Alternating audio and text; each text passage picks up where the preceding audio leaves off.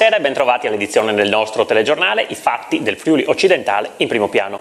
A Pordenone stanno per arrivare 15 nuovi agenti di polizia che andranno a rinforzare l'organico della questura, un numero che non risolve tutti i problemi ma che rappresenta una boccata d'ossigeno sul fronte sicurezza.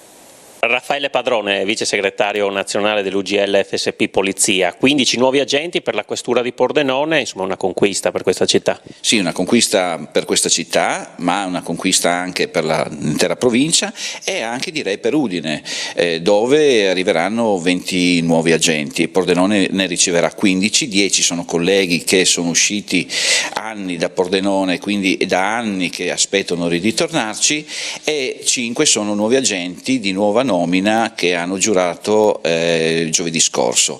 Io dico un pressing che ha funzionato, un pressing che è partito dalle azioni sindacali di tutte le sigle sindacali della regione e a scendere da prefetto, questore, sindaco. Un grazie chiaramente al capo della polizia che ha mantenuto le promesse. Come è presumibile che vengano impegnate queste 15 nuove risorse? Ma questi nuovi agenti saranno sicuramente impegnati in strada e nelle attività istituzionali.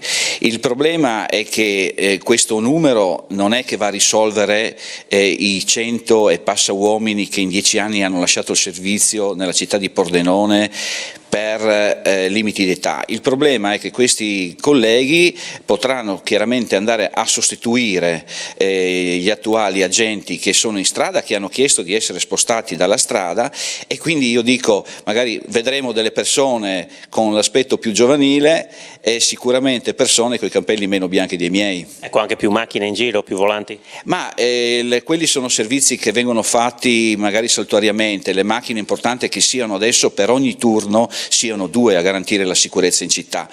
E sempre in tema di sicurezza, il controllo degli steward urbani sul territorio dimostra di essere sempre più gradito dai cittadini.